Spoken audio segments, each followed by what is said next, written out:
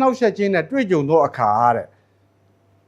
ဝမ်းမြောက်เสียအကြောင်းတက်ဖြစ်သည်ခုမှတ်ကြလော့ဒီမှာစုံစမ်းခြင်းဆိုတဲ့နေရာမှာအဆန်းလေးတွေအထူးဆန်းလေးတွေလာပြီဆိုရင်တဲ့ဝမ်းမြောက်เสียအကြောင်းကဲဝမ်းမြောက်နိုင်ကြလားအထူးဆန်းလေးတွေနဲ့စုံစမ်းခြင်းခံရရင်ပိုစိတ်ညစ်သွားတယ်ပိုဝမ်းနေသွားတယ်ယူဒါနမဟုတ်ဘူးငါစုံစမ်းခြင်းရလေအယံကိုဆန်းတာအယံကိုခံရတာအယံကြီးကျယ်တာနော်အထူးဆန်းလေးတွေထူးထူးပြပြစုံစမ်းနောက်ရှင်းလာတဲ့အခါဝမ်းမြောက်เสียအကြောင်းဖြစ်တယ်လို့ပြောတဲ့အခါမှာဝမ်းမမြောက်နိုင်ဘူးဗျနော်ပို့ပြီးတော့မှစိတ်ညစ်သွားရတယ်အဲ့တော့စုံစမ်းနောက်ဆက်ခြင်းကိုသိခံတော်သူတည်တဲ့မင်္ဂလာရှိ၏တဲ့အဲ့ဒီစုံစမ်းခြင်းကိုသိခံလို့ရှိရင်ဘာဖြစ်လဲမင်္ဂလာအမင်္ဂလာမဟုတ်ဘူးအဲ့တော့စုံစမ်းခြင်းကိုတီးမခံမဲနဲ့စုံစမ်းခြင်းမခံရတဲ့သူမှာမင်္ဂလာရှိတယ်လို့ဒီနေ့လူတွေပြောကြတယ်စုံစမ်းခြင်းခံရတာတော့မှအဆန်းလေးတွေခံရလို့ရှိရင်ပို့ပြီးတော့မင်္ဂလာရှိတယ်အဲ့ဒါဘုရားပြောတာလူကတော့စုံစမ်းခြင်းခံရရင်အမင်္ဂလာတဲ့အဲ့ဒါဘုရားနဲ့မမှန်လို့ခံရတာပေါ့လာသေးတယ်ဘုရားဆွဲထည့်လိုက်သေးတယ်ကဲဒါဆိုယောသမဖြောက်မှဘူးလားဖြောက်မှတယ်လေပေါ်တိဖာမရဘူးသူဘာမှမလုပ်ဘူးလေနော်နေ့တိုင်းတွေးဆောင်နေတဲ့အမလေးတခါတလေမဟုတ်ဘူးအဆရာတရားတရားဟုတ်တယ်အဲ့တော့ယောသကဂရင်ပတ်ပြေးနေတာတဲ့အခန်းထဲမှာတဲ့ဂရင်ပတ်ပြေးမိမှာပေါ့ဟုတ်တယ်မလားကျမ်းစာထဲမှာပါတယ်လျှောက်ပြောတာအပြင်စကားတွေကျမ်းစာထဲမှာဂရင်ပတ်ပြေးတာမဟုတ်ဘူးထွက်ပြေးတာသူ့အဝတ်တောင်ကြခဲ့တယ်လေအပြင်ကိုထွက်ပြေးတယ်တဲ့အခုအတွင်းထဲမှာပတ်ပြေးနေတာကျွန်တော်ပြေးတာပဲပတတ်တိုင်ဘူးလေပြီးသွားတော့လည်းဖြစ်မှာပေါ့ဒါကတော့ဘာဆိုင်လဲနော်အဲ့ဒါကြောင့်တစ်ခါတရားဟောတာလေသူများအပြောကောင်းတဲ့အဆိုကောင်းတဲ့အဲ့တော့အာမင်းမလုပ်နဲ့အဲ့ဒါအဖွဲ့ထဲမှာပါသွားလိမ့်မယ်အာမင်းဆိုတဲ့နေကောင်းကြီးမဖြစ်ဘူးအာမင်းများပြောတယ်ကောင်းကြီးရမယ်ဆိုတဲ့လေရပြစ်လိုက်တာရှိသေးတယ်အဲ့လေတန်နေကြားဘူးတယ်နော်အာမင်းများထူရင်ကောင်းကြီးရပါသေးတယ်ဘယ်ရမလဲဟုတ်ကအာမင်းထူရင်အဲ့ဒီအမှုတွေထဲမှာပါသွားလိမ့်မယ်ကျမ်းစာကိုနားလည်ဖို့အရေးကြီးဆုံးပဲအဲ့ဒါကျမ်းစာသင်မှနားလည်တာနော်အဲ့ဒါကြောင့်ကျွန်တော်တို့ကျမ်းစာသင်ကြပါလို့ကျွန်တော်ပြောချင်တယ်ဟုတ်ပြီသင်တာလဲကျမ်းစာပဲသင်နားလည်အောင်သင်မဟုတ်ကလေရှောက်မသင်နဲ့ပူရှုပ်ကုန်မယ်နောက်ပြင်ဦးလုံမှာကျွန်တော်ဒီတုန်းကဂျပန်ကပြန်လာတဲ့ဒေါက်တာကြီးကချင်မျိုးဆက်အဲ့ဒါဒေါက်တာကြီးဆိုတော့သူ့နာမည်တော့မပြောတော့ပါဘူးအခုလည်းရှိတယ်ဂျပန်ကပြန်လာရဲတဲ့အဲ့တော့ကျွန်တော်တို့ကရာနီသင်းတော်မှာကျွန်တော်ကအဲ့တုန်းကနှိချင်းပေါ့အဲ့ဒီမှာကျမ်းစာသင်မယ်တဲ့3ရက်သင်တာလုပ်မယ်ဟာဂျပန်ကပြန်လာတယ်ဆိုတော့ဘာပညာလေးများပါမလဲပေါ့လေနှုတ်ကပတ်တော်တော့အရန်ကောင်းမှာပြောသွားဒေါက်တာဘွဲလည်းရလာတယ်ဘယ်ဟုတ်မလဲတစ်တော်ဒီခိုင်းဆက်သင်တန်းနဲ့ဟာပလင်မောကနေလေတစ်တော်ဒီခိုင်းဆက်သင်တန်းလုပ်နေတာဘာဆိုင်လဲကျမ်းစာသင်တန်းလို့နာမည်တက်ပြီးတော့တစ်တော်ဒီခိုင်းဆက်သင်တန်းဆိုတော့ကျွန်တော်စိတ်ညစ်သွားကျွန်တော်ထပြန်သွားတယ်ဒီနေ့တစ်ခါကျမ်းစာသင်တယ်လို့ခေါင်းစဉ်တက်ပြီးတော့လေပေါက်ကရလေးရှောက်သင်တာလေအများကြီးတွေ့ရတယ်နော်ဘုရားသခင်ဟောဒီပလင်မောရောက်ပြီးကျမ်းစာဆိုကျမ်းစာပဲတဲ့ကျမ်းစာပဲဟောတခြားຢာတွေမပါသေးနဲ့ဘယ်နဲ့တစ်တော်ဒီခိုင်းစိုက်ပျိုးရေးမွေးမြူတော့တင်ဖို့သူတင်ကြီးဘာဖြစ်လို့ဒီပလင်မောလာတင်ရမလဲအဲ့တော့အောက်ကဟာလေလုယာအော်တဲ့သူကရှိသေးတယ်ဗျာတစ်တော်ဒီခိုင်းဆက်တင်တာနဲ့ဟာလေလုယာနဲ့ဘာဆိုင်လဲစဉ်းစားကြည့်နော်အဲ့ဒါဟာလေလုယာများများအော်တဲ့ကောင်းကြီးရမယ်ဆိုတဲ့သူကရှိသေးတယ်အဲ့ဒီလေတွေကတိုက်သေးတယ်ခရိယန်လောကထဲမှာရှုပ်ထွေးကုန်တာကျွန်တော်ခင်ဗျာမျက်စိနဲ့မြင်အောင်ပြောပြတာနော်အဲ့တော့စုံစမ်းတောက်ချက်ချင်းကိုတီးခံတဲ့သူကမင်္ဂလာရှိတယ်အဲ့တော့တခင်ဘုရားကိုချစ်တော်သူတို့အားတဲ့ဂတိထားတော်မူသောအသက်တခုကိုရလိမ့်မည်တဲ့ဒီမှာတစ်ချက်ကျွန်တော်ပြောရင်းတယ်တခင်ဘုရားကိုချစ်တော်သူတို့အားဆိုတော့ဘုရားသခင်ကိုချစ်တဲ့သူလို့မပြောဘူးနော်တခင်ဘုရားဆိုတာဘာတူလဲဘုရားသခင်မဟုတ်ဘူးယေရှုနော်ဘုရားသခင်ကထာဝရဘုရားသခင်ဘုရားဆိုတာယေရှုဝိညာဉ်တော်ဘုရားဆိုတာတန်ရှင်းသောဝိညာဉ်တော်ခမဲတော်သားတော်တန်ရှင်းသောဝိညာဉ်တော်၃ပါးတစ်လုံးတစ်ဝါဒီတဆူတယ်သောဘုရားဒါပေမဲ့သုံးတဲ့အသုံးလုံးကဘုရားသခင်လို့သုံးမယ်ဆိုရင်ထာဝရဘုရားပြောတာဖြစ်တယ်ထာဝရဘုရားကြီးရဲ့စကားဘုရားသခင်ရဲ့စကားဆိုရင်ထာဝရဘုရားကြီးရဲ့စကားပဲသခင်ဘုရားကြီးရဲ့စကားဆိုတာကထာဝရဘုရားမပြောဘူးသခင်ယေရှုကလူဇာတိခံတော့ကသခင်ယေရှုပြောတဲ့စကားနော်ဝိညာဉ်တော်ဘုရားဆိုတာကတန်ရှင်းသောဝိညာဉ်တော်ဖွင့်ပြတဲ့စကားဒီကျမ်းစာထဲမှာဘယ်သူကပြောသလဲဆိုတာကိုကျွန်တော်နားလည်ဖို့လိုတယ်ဘုရားသခင်ပြောသလားသခင်ဘုရားပြောသလားဝိညာဉ်တော်ကပြောသလားဆိုတာကိုကျမ်းစာကိုအဲ့လိုမျိုးနားလည်မှအကုန်လုံးကဘုရားသခင်ပြောတယ်ဘုရားသခင်ပြောတယ်လို့မနေနဲ့ ပေါလုပြောတာရှိတယ်ယောဘကပြောတာတွေရှိတယ်နော်တမန်တော်တွေပြောတဲ့စကားတွေလည်းရှိတယ်စာရန်ကပြောတာလည်းရှိတယ်ခုနပြောတဲ့မဿဲထဲမှာတော့စာရန်ကပြောတာလေအဲ့တော့ဘသူကဘာပြောတယ်လဲဆိုတာလေအများကြီးကျမ်းစာနဲ့မှုတွေနော်နောက်တော့ဘယ်ချိန်ကျမှပြောမပြောနဲ့အဲ့ဒီစကားမင်းမသိထားသိပြီးတော့မှပြောအဲ့ဒါတွေလည်းရှိတယ်အဲ့ဒါကိုကျမ်းစာထဲပါတယ်ကွာဆိုစွတ်တင်နေတော့အကုန်လုံးဘာမှမသိဘူးလုံးထွေးပြီးတော့မှအကုန်လုံးရှုပ်ကုန်နောက်တော့ညကျွန်တော်ကျမ်းစာကိုကြည်တော်သူသည်နားလည်ပါစေအခုကျမ်းစာကြည့်ပြီးတော့မှနားမလဲကျမ်းစာတက်ပြီးတော့မှပူဆိုးကုန်တို့ကြောင့်အဲ့ဒါကျမ်းတက်တွေအမင်္ဂလာဟုတ်ပြီနော်ဒါဘုရားပြောတာနော်ဟုတ်ပြီကျွန်တော်ဒီနေ့အဓိကအကြောင်းရင်းတစ်ခုကိုကျွန်တော်ဝင်ငှပြီးတော့မှနော်ညီကုန်းချုပ်မယ်နော်အဲ့ဒါကတော့လူတိုင်းတည်ပြီးသားဖြစ်တဲ့စိတ်ဝင်စားမှုလည်းရှိပါတယ်ဓမ္မရာဆိုရင်ပထမဆုံးအခန်းကြီး7အငယ်3ကနေ7အထိပေါ့နော်ဓမ္မရာဆိုရင်ပထမဆုံးအခန်းကြီး7အငယ်3ကနေ7အထိအဲ့ဒါဘယ်သူအကြောင်းလဲဆိုတော့ဒါဝိဒ်နဲ့ဂေါလိယကြီးကတိုက်တဲ့နော်တိုက်ပွဲအကြောင်းပေါ့နော်အခုကျွန်တော်ခေါင်းစဉ်တတ်တာကတင်းအောင်မြင်သောသူဖြစ်လို့လေချင်းတိုက်ပွဲဝင်ရမည်ဆိုတော့အခုလည်းတိုက်ပွဲဝင်တဲ့အကြောင်းလေးတစ်ခုကိုကျွန်တော်အခြေခံလိုက်မယ်ပထမတော့ယေရှုခရစ်တော်ကစာရာနဲ့တိုက်တဲ့တိုက်ပွဲပြီးသွားပြီအခုဒါဝိဒ်နဲ့ဂေါလိယကြီးနဲ့တိုက်တဲ့တိုက်ပွဲဒီတိုက်ပွဲနှစ်ခုအကြောင်းပဲကျွန်တော်နော်ဝင်ရမယ်အဲ့တော့ဖိလိတိလူတို့ဒီတဲ့ဘိုးကြီးများကိုနှိုးဆော်၍ယူဒခရိုင်ရှောခေါမြို့၌စုဝေးစဉ်ဖြင့်ရှောခေါမြို့နှင့်အစီကာမြို့ဆက်ကြားဓမိန်အရက်မှတက်ချကြ၏ရှောလူနှင့်ဣသရေလလူတို့သည်စုဝေး၍အေလာချိုင်နားမှတက်ချ၍ဖိလိတိလူတို့ကိုတိုက်မိဟုစစ်ခင်းခြင်းကြ၏ဖိလိတိလူအချို့တို့သည်ဂျိုင်းတစ်ဖက်၌တောင်ပေါ်မှရက်လျက်ဣသရေလလူအချို့တို့သည်ဂျိုင်းတစ်ဖက်တောင်ပေါ်မှရက်လျက်ရှိကြ၏6တောင်နှင့်တထွာအရက်မြင့်သောဂါသမြို့သားဂေါလိယအမည်ရှိသောသူရဲသည်ဖိလိတိတပ်ထဲကထွက်လာ၍သူ၏ခေါင်းပေါ်မှာကြေးဝါခမောက်လုံးကိုဆောင်း၍အခွက်90အချိန်ရှိသောကြေးဝါကြအင်ကြီးကိုဝတ်၏ကြေးဝါခြေစုပ်ကိုလည်းဆွတ်လျက်ပခုံးကြားမှာကြေးဝါဂိတုံလက်နက်ကိုကင်ဆွဲလျက်လှန်ရိုးကရက်ကန်းလိမ့်နှင့်အမျှကြီး၏လှန်ကိုယ်တော်က6ပိတာနောက်အချိန်ရှိ၏ရှေ့မှာဒိုင်းလားကိုဆောင်သောသူတယောက်တွားရ၏ထိုသူရဲ့သည်ရက်လျက်တင်တို့သည်စစ်ပြန်ခြင်းကအပေကြောင့်ထွက်လာကြသည်နီငါသည်ဖိလိတိလူတင်တို့သည်ရှောလူဤကျွန်ဖြစ်ကြသည်မဟုတ်လောလူတယောက်ကိုရွေးကောက်၍ငါနှင့်တိုက်ချင်းကလာပါလိမ့်စေသူသည်ငါကိုတိုက်၍တတ်နိုင်လေရင်ငါတို့သည်တင်တို့ဤကျွန်ခံမည်သို့မဟုတ်ထိုသူကိုငါနိုင်၍တတ်လျင်တင်တို့သည်ငါတို့ဤကျွန်ခံ၍ငါတို့အမှုကိုဆောင်ရွက်ကြမည်ဟုဣသရေလဗိုလ်ကြီးတို့ကိုဖြည့်ပြောဆို၏တဖန်နော်ထိုဖိလိတိလူကဣသရေလဗိုလ်ကြီးတို့ကိုယနေ့ငါကျင်းပ၏လူချင်းတိုက်စေခြင်းကလူတယောက်ကိုပေးကြလောဟုဆို၏ဖိလိတိလူပြောသောစကားကိုရှောလူနှင့်ဣသရေလလူအပေါင်းတို့သည်ကြားလျင်စိတ်ပြည့်၍အလွန်ကြောက်ရွံ့ကြ၏ဟုတ်ပြီဒါကိုကျွန်တော်ဖတ်သွားပြီးတဲ့အခါမှာအဲ့ဒီရဲ့အကြောင်းလေးတွေကိုအကြမ်းမြင်ကျွန်တော်ပြောသွားပြီးမယ်ပထမဆုံးဒါဝိဒ်အကြောင်းကိုရင်ဆုံးစရအောင်ဒါဝိဒ်ကိုရှမွေလကဗိသိက်ပေးပြီးတော့မှနော်စီလောင်းပြီးတော့ဗိသိက်ပေးဖို့ရအတွက်ရေရှက်တီရောက်လာတယ်နော်ရေရှက်မှာသား၈ယောက်ရှိတယ်ဒါဝိဒ်ကအငယ်ဆုံးရောက်လာတဲ့ခါမှာဗိသိက်ပေးဖို့ဘုရားသခင်လွှတ်လိုက်တယ်ကဲမင်းသားတွေထုတ်အားရေရှက်ကအေလျာဇာမဆာရွေပေါ့လေအကုန်လုံးအစင်လိုက်9ယောက်လည်းထုတ်လည်းပြီးတော့ကြည့်လိုက်တော့တယောက်မှဗိသိက်ပေးတရားမရှိဘူးဝိညာဉ်တော်ကငါမပြောဘူးတဲ့မင်းသားမရှိတော့ဘူးလားတဲ့ရှိတယ်လေခုတော်ထဲမှာသူ့ကြောင့်ခါတဲ့ခြာတယ်လေးတယောက်ရှိတယ်အငယ်ဆုံးပေါ့တော့ခေါ်လိုက်နော်တော့ခေါ်လိုက်သူ့လည်းအေးဟုတ်ပြီအဲ့လူပဲနော်ဒါဆိုရင်ကျွန်တော်အမြင်ကြည့်မယ်အမြင်နှမျိုးကြည့်မယ်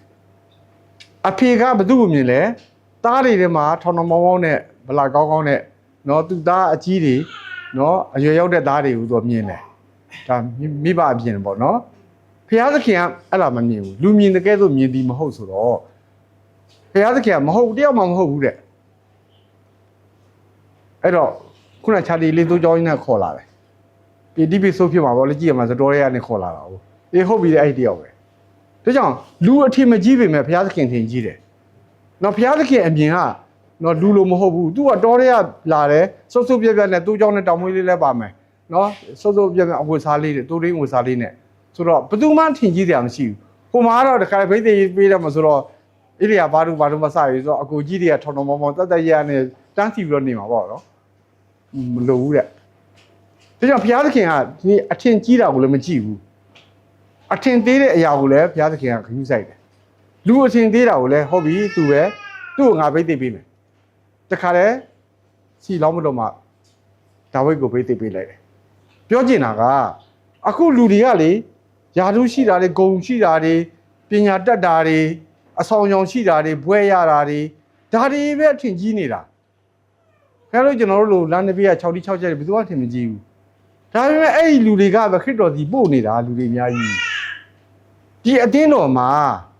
နော်လူရှိဖို့ရအတွက်ဧဝံဂေလိဆရာကမခေါ်လာဘူးဆိုရင်ဧဝံဂေလိမလုပ်ရင်ဘယ်သူမှဒီမှာမရောက်ဆရာကြောင်းမရှိဘူးအဲ့တော့တင်းဦးဆရာလုပ်တဲ့သူကနှစ်ချင်းတာပေးတာအဲ့လူကိုတော့သိကျင်မှသိမှာနာမည်တော့ဘယ်သူလဲလို့မေးရတယ်တရားဟောဖို့ဆိုတော့ဝေးရောဒါပေမဲ့ခေါ်လာတဲ့ဧဝံဆရာကိုတော့မြောင်းလေးရဆရာလို့ကြွကိုမဆိုင်တာထင်လည်းမကြည့်ဘူးဘာဖို့မှလည်းရတာမဟုတ်ဘူးလေဒီနေ့တစ်ခါလူတွေကလေအဆောင်ရောင်ကြည့်တယ်အထင်ကြီးတာတွေကိုပဲကြည့်ပြီးတော့မှเนาะဒါအများကြီးတွေ့ရတယ်เนาะအဲ့ဒါကြောင့်ဘုရားရှင်ကလူမြင်သလိုမြင်တာမဟုတ်ဘူးတဲ့အဲ့ဒီအချိန်မှာဒါဝိဒ်ကသူ့ကိုယ်လေးစီမှာသွားပြီးတော့မှမုတ်နေပါလေပေါ့ဘယင်တွေအတွက်ရောပေါ့လေမူသွားပို့တဲ့ခါမှာကောလိယကြီးကခါလည်းကျင်းရင်ရောမင်းထောင်တော်ဖျောက်ကိုကိုွယ်တဲ့ထဲကတယောက်ထွက်တယ်ငါလည်းတိုက်မယ်တဲ့ငါဘာလာဖျောက်ကိုကိုွယ်တာကွာမင်းတို့ကထောင်တော်ဖျောက်ကိုကိုွယ်လာခဲ့တယ်တယောက်ချင်းချတယ်ငါနိုင်လို့ရှိရင်မင်းတို့အားလုံးငါကြုံခံမင်းတို့နိုင်တယ်ဆိုရင်မင်းတို့နောက်မှာငါတို့ကြုံခံမယ်အဲ့ထောင်ကြီးလည်းကြားပါဗျာနော်ဒီနေ့ကျန်တဲ့သူတွေလည်းကြားတယ်ရှော့လူလည်းကြားတယ်ရှော့လူဆိုတာလည်းခေတဲ့သူမဟုတ်ဘူးနော်ဣသရေလအမျိုးထဲမှာပထမဦးဆုံးစီလောင်းတော့ဗိသိက်ပေးခံရတဲ့သူဖြစ်တယ်လို့အဲ့ဒီလူတွေအားလုံးရဲ့ခေါင်းတစ်လုံးပြင်းနေတယ်သူကအရက်ကအကြီးကြီးပဲဂေါလိယလောက်တာမကြီးပေမဲ့တမျိုးလုံးထဲမှာအကြီးဆုံးနော်အတူလေးကြောက်တယ်တဲ့ဂေါလိယကြီးအတန်ကမိုးချင်းသလိုမနေ့တစ်ခါညတစ်ခါနှစ်ခါអော်တယ်ဒီနေ့ထွက်ခဲ့တယောက်ရက်40ပြည့်လို့မှမထွက်ဘူးဆိုရင်တော့အလုံးလိုရှုံးမိသားဖြစ်တယ်သူတို့ရဲ့စစ်ထုံးစံရပါတော့အဲ့ချိန်မှာအကုန်လုံးကြွခါတော့မယ်အဲ့ချိန်မှာရက်40မပြည့်ခင်မှာဒါဝိဒ်လေးရောက်သွားတော့အဲ့ဒီအတန်လဲကြောက်ဒါဝိဒ်ကဒေါကတာဒါဝိဒ်မာနကြည့်အောင်နော်မာနကြီးတယ်ဆိုတော့ကြီးရပဲဝิญဉ်မာနလို့ခေါ်တယ်ဇာတိမပါဘူးဘာကြောင့်လဲအသက်ရှင်တဲ့ဘုရားကိုထိတဲ့အခါမှာ तू မနေနိုင်ဘူးဗျထာဝရဘုရားကိုယ်ကလေးသူတွေထွက်ခဲ့ဆိုတော့ဒါဝိဒ်ကတအားဒေါကန်ခင်ဗျားတို့တယောက်မှမထွက်ရဲကြဘူးလားဘယင်ကစမဲ तू ကကြည့်တော့လူကခြာတေးလေး14နှစ်လောက်လေးတယ်သူ့ကိုဟဲ့ကောင်မင်းမာလာမကြီးနဲ့သွားပြန်မင်းသွားကြောင်းဘယ်နဲ့ဒီမှာလာပြီးတော့ဘာလာလုပ်တာလဲအဖေကမုံမေးခိုင်းအဲ့ဘုန်းလေးထားခဲ့သွားပြန်အကိုရီးယားတော့မမောင်းထုတ်တာသူ့ညီကိုမဟုတ်ဘူးတဲ့အဲ့ဘယင်ဒီပို့တယ်ကျွန်တော်တိုက်မယ်အဲ့တော့အဲ့နဘေးကလူရဲ့ကြားတော့တခါလေချက်ချင်းပြီးရောက်သွားရှော့လို့စီဒါအကျန်းလာဖတ်ရင်တည်ပြီးသားနော်ဒါနားလည်အောင်ပြောပြတာရှော့လို့စီရောက်တော့ရှော့လို့ကကြည့်လိုက်တယ်ဟာမင်းမတိုက်နိုင်ဘူးတဲ့ဟိုကောင်ကြီးကငယ်ရွယ်တဲ့ကအစပြီးတော့မှစစ်သားမဟုတ်နော်စစ်တရေတကက်ကိုဘွဲတွေယာထူးတွေယာပြီးသားလူကြီးအကြီးကြီးပဲမင်းချာတယ်လေးဘယ်လိုမှမရဘူးငါတော်မှဒီလောက်ဒီလူတွေထက်ခေါင်းတစ်လုံးမြင့်နဲ့ငါတော်မတိုက်ရဲဘူးလေငါတကယ်စစ်ဖို့ချုပ်ကြီးတယ်မင်းမရဘူးလေမင်းသူ့ကြောင်မှမင်းသွားပြန်တော့မဟုတ်ဘူးတဲ့ကျွန်တော်ပြောပြမယ်တဲ့ဒါဝိဒ်ကသက်တိခံတာလက်တွေနော်သူကကျွန်တော်တိုးကြောင်းတဲ့ချိန်မှာတဲ့ဝင်းတကောင်ကကျွန်တော်တို့ကိုလာဆွဲသွားတယ်တဲ့ကျွန်တော်မိုးစိတ်ကိုတခါလဲဆွဲပြီးတော့မှဗဇက်ဖြဲပြီးတော့မှအဲ့ဝင်ကိုပြန်ယူပြီးတော့မှသူ့တိုးလေးကိုပြန်ယူပြီးတော့မှအဲ့ဒီဝင်ကြီးကိုမိုးစိတ်ဆွဲပြီးတော့ကင်ပေါက်တက်ပလိုက်တယ်နောက်တစ်ခါရှင်သေးတကောင်လာပြန်ဟောတဲ့အဲ့လိုပဲတဲ့ရှင်သေးဗဇက်ကိုဖြဲပြီးတော့ကျွန်တော်တိုးလေးကိုထုတ်ပြီးတော့မှအဲ့ရှင်သေးကိုကျွန်တော်ပြန်ကင်မယ်လို့တော့သူ့ကိုတခါလဲကျွန်တော်ကင်ပေါက်တက်ပလိုက်ရောတဲ့အဲ့ဒီအကောင်ကြီးနဲ့ကောင်တက်တယ်လို့ဒီကောင်ကြီးကိုကျွန်တော်တတ်နိုင်တယ်အဲ့ဒါဘုရားသခင်ကျွန်တော်ပေးတဲ့ခွန်အားဖြစ်တယ်ဒါဘက်ကအနေနဲ့အဲ့လိုဝิญဉ်မာနနဲ့ပြောတော့လူကကြည့်တော့ကလေးစကားမဟုတ်လူကြီးစကားဖြစ်နေတာရှောလူကဖြုံသွားတယ်ဟာဖယားနာမနဲ့ကြိုင်ပြောတော့ရှောလူကလည်း တခြားလူမဟုတ်ဘူးလေထာဝရဘုရားကိုယုံကြည်ကိုးကွယ်တဲ့သူပဲဟောသူ့လောက်ငါဝิญဉ်ခွန်အားမရှိပါလားဒီကလေးလောက်ငါမှာခွန်အားမရှိပါလားဆိုတော့ရှောလူဘယင်ကလေဝင်းခန့်နေတော့အခုခင်ဗျားတို့ဒေါက်တာကြီးတယောက်သွားပြောကြည့်လေဟဲ့ကောင်မင်းဘာလာပြောတာငါဒေါက်တာကြီးကွာကျောင်းအုပ်ကြီးရန်လာကျောင်းအုပ်ကြီးမင်းတို့ကောင်မျိုးကလာပြန်ပြောရသလားလုပ်ဦးမှာအခုခေတ်ပြောတာအရင်တော့ရှောလူတော့မလုပ်ဘူးဗျာအခုလူတွေကဘာလို့လုပ်တာလဲရှောလူခြေရမှာကက်လဲအမှုန့်လောက်တော့မမီတဲ့လူတွေဘာကြောင့်မှလည်းကြီးနေကြတာကျွန်တော်အဲ့လိုပဲပြောချင်တယ်ဟုတ်ပြီနော်အဲ့တော့တစ်ခါဝင်းကျင်တော်ဖွင့်ပြလို့ဝင်းကျင်စကားကိုပြောလို့ရှိရင်လေဇာတိနဲ့ရထားတဲ့ဘွဲရတဲ့လူကြီးတွေကအမျိုးမျိုးပြဿနာရှာတယ်နော်ဒါကကျွန်တော်ကိုယ်တိုင်ခံရတယ်ကျွန်တော်ဘိတ်ဘက်မှာကျန်းသာသွားတင်တော့တကက်ဂိုင်းကြုံကြီးကျန်းသာကျောင်းအုပ်ကြီးကကျွန်တော်ခေါ်တယ်ကျွန်တော်ကသူ့ကျန်းသာကျောင်းကိုအတင်ခိုင်းဖို့များခေါ်သလားအောင်တယ်ဘယ်ဟုတ်မလဲမင်းဘယ်ကလာလဲဘာလက်မှတ်ပါလဲပြတယ်နော်ကရင်မဲ့ဟိုကရင်ပြောတာကရင်မဲ့အဲ့ကျောင်းအုပ်ကြီးကကရင်ငါဒီတာသနာနယ်မှာငါဂိုင်းကြုံကြီးတယ်မင်းလက်မှတ်မပြဘဲနဲ့ငါနယ်ထဲမှာလာပြီးတော့အင်္ဂလိပ်မလုပ်နဲ့တဲ့မင်းပြန်တော့တယ်မပြန်ရင်ငါကရင်သဘောရှိတယ်နော်အဲ့မှာဖမ်းပြီးတော့မင်းမနေ့ပြန်ခေါင်းဖြတ်ပက်လိုက်မယ်တဲ့အကုန်လုံးငါခိုင်းလုပ်လို့ရတယ်ဟာသူကကျွန်တော်ချင်းချောက်တာနေပါအောင်လို့ခင်ဗျားတာသနာနယ်ဆိုတော့ဘယ်အစိုးရခင်ဗျားခန့်ထားတာလဲခင်ဗျားဘယ်အစိုးရခင်ဗျားနေသားပေးထားတာလဲလို့ကျမ်းစာထဲမှာဘုရားသခင်မြေကြီးစုံတိုင်အောင်ငါရဲ့အမှုတော်ကိုကြားပြောရမယ်လို့ဘုရားပြောထားတယ်ကျွန်တော်ဒီနေ့ဘုရားရဲ့နာမနဲ့လာတယ်ကျွန်တော်လည်းခက်တီတွေပြောတာဒါတော့မင်းသဘောပဲလေမင်းမယုံရင်မင်းဆက်နေကြည့်လိုက်မင်းမနေ့ကခေါင်းမရှိတော့ဘူးအေးဖះခုံမပေးကန်ထုစပင်တော့မထိရဘူးသူနဲ့ကျွန်တော်စကားပြောတော့ကျွန်တော်ပြန်သွားတာကျွန်တော်2လလောက်ဆက်နေတယ်လှုပ်လူတွေအများကြီးပြောင်းလဲကြတယ်ဘာမှစပင်တော့ထိလို့မရဘူးနော်ပြောချင်တာကဒီနေ့တစ်ခါကျွန်တော်လက်တာခံရတယ်အခုဒါဝိလက်ဒီမှာရှောလူဒီမှာရောက်တဲ့ခါမှာရှောလူကမင်းမတိုက်နိုင်ဘူးတဲ့ဒါပေမဲ့သူကဖះနာမနဲ့သူပြောတဲ့ခါမှာရှောလူကလန့်သွားပြီးတော့မှဝင်ခံတယ်ဘာပဲဖြစ်ဖြစ်ဝิญဉ်ကြီးရမှာတကယ်ပဲငါတဲ့နော်ဘုရားသခင်သုံးတယ်အားကြီးတယ်ဒီနေ့ဒီလိုမျိုးပုံကိုယ်တွေရှိရတဲ့နဲ့အခုဒီလူတွေကဒီခေတ်ကဘာဖြစ်လို့အောက်ကလူတွေအထင်သေးရတာလဲဝင်မခံရတာလဲအဲ့ဒါကျွန်တော်ပြောချင်တယ်အဲ့ဒီအချိန်မှာကဲဒါဆိုရင်မင်းတိုက်မယ်ဆိုရင်ကွာမထူပါဘူးတိုက်မဲ့သူလည်းမရှိတော့ဒီတိုင်းရက်40ပြည့်လို့အရှုံးပေးလိုက်တာနဲ့ဆိုင်တော့တိတ်ခါရှိသေးတယ်ဗောလေတိုက်လို့မနိုင်လို့သေသွားတယ်ဆိုရင်တော့အထိပ္ပယ်ကပြောချင်တာကဲရော့ငါရဲ့ဝတ်စုံတွေဝတ်လိုက်သူဝတ်စုံဝတ်တော့ပါရောငါးနှစ်သားလေးကိုလူကြီးဘောင်းမိဝတ်ပေးသလိုပေါ့လားနော်ဘယ်တော့မှအဆင်မပြေဘူးလေဒါဝိတ်ကအဲ့ဝတ်စုံတွေတော့သွားလို့မရဘူးတန်ကြက်ကာတွေအုတ်ထုပ်တွေနဲ့ဆိုတော့နဲတာမဟုတ်ဘူးလေရှောလူရဝတ်စုံအကောင်လည်းအကြီးကြီးဆိုတော့ပြီးတော့ဓာတ်ကြတော့လေအဝတ်နဲ့ပတ်ပြီးတော့မှလေထမ်းတာသူကအမလေးဟုတ်ပါဘောလေးရဲ့နာမရောက်ခင်တည်မှာအဲ့ဒါလေးလို့ဒါကြောင့်မနိုင်တဲ့ဝင်မထမ်းနဲ့နော်စာထာနဲ့တိုက်ဖို့ဆိုရင်ဒီနေ့ခရစ်တော်ကိုယူတင်ဝတ်ဆောင်ကြလော့ဒါပဲလေနော်ခရစ်တော်ဝတ်နေသွားပါဘာလဲလောက်လွဲနဲ့ကြောက်ခဲလေးနဲ့ဒါပဲလေအကုန်လုံးချွတ်တယ်တဲ့ပြန်ချွတ်ပြစ်တာချွတ်ပြစ်ပြီးတော့သူ့ရဲ့တိုးချောင်းနဲ့တောင်မွေးလေးနဲ့လောက်လွဲလေးနဲ့ဒါနဲ့ပဲသွားတာဗျလောက်စလုံးမပါဘူးခဲမရှိဘူးချောင်းနဲ့ဖြတ်တဲ့ခါမှာကြောက်ခဲ၅လုံးတော့ကောက်ထည့်လိုက်တာကြည်သားဘလောက်ပေါ့စားလဲမလိုဘူးလေဖះလုံးမယ်ဆိုတော့သူယုံကြည်တယ်လေဒါသူလှုပ်ဆောင်စရာရှိတာသူလှုပ်မှာပဲနော်ဒီလောက်လွဲနဲ့တက်ရမယ်ဆိုတော့ဒါသူလှုပ်ရမယ့်အလုပ်ကလူတယ်လေအထက်မှာခဲတော့လူတာပေါ့ဒါသူလှုပ်ရမယ့်အလုပ်ပဲနော်ခဲကဘယ်နှလုံးကောက်လဲ5လုံးအဲ့ဒါတချို့တချိနားမလဲဘူးနော်ကျန်းစာနဲ့လေးလာလို့ရှိရင်ဂေါလိယကြီးမှာညီ4ယောက်ရှိတယ်သူရောဆို5ယောက်ရှိတယ်သူတို့အမျိုးထဲမှာတယောက်မနိုင်ဘူးဆိုရင်နောက်4ယောက်ကထပ်လာနိုင်တယ်အဲ့ဒါကြောင့်ဒါဝိဒ်ကကြောက်ခဲ5လုံးကောက်တာနောက်တစ်မျိုးအာယုံ5ပါးခံစားစိတ်ဆိုတာရှိတယ်လူမှာနော်လူဆိုတာကတော့စိုးရင်စိတ်ရှိပြီးသားပဲတစ်လုံးမမှန်တစ်လုံးတော့ပြစ်ချင်းပြစ်မှာပဲစသဖြင့်ပေါ့အဲ့လိုနည်းနဲ့လည်းကျွန်တော်တို့ဖော်ပြခြင်းခံရတယ်ပေါ့နော်အဲ့တော့ဘာပဲဖြစ်ဖြစ်သူက5လုံးကောက်တယ်ဒါပေမဲ့ဘုရားသခင်5လုံးနဲ့လှုပ်လို့လားတစ်လုံးနဲ့ပဲလှုပ်လို့အထက်ကကျွန်တော်တို့ကလှုပ်ဆောင်စရာရှိတာလှုပ်လိုက်ရုံပဲရှိတယ်ဒီဂေါလိယကြီးနှစ်ဖူးမှန်ဖို့ဆိုတာကလေမှန်ရင်လည်းအာလူသီးလောက်တော့မဖုနိုင်ဘူးသူ့ရဲ့14နှစ်သားအားလေးနဲ့နောက်ပြီးတော့ဟိုကောင်ကြီးကလည်းမှန်စရာလည်းအကုန်ခြေတော့အဖျားထိတကုံလုံးအပြည့်ဘလုံးမမှန်နိုင်ဘူး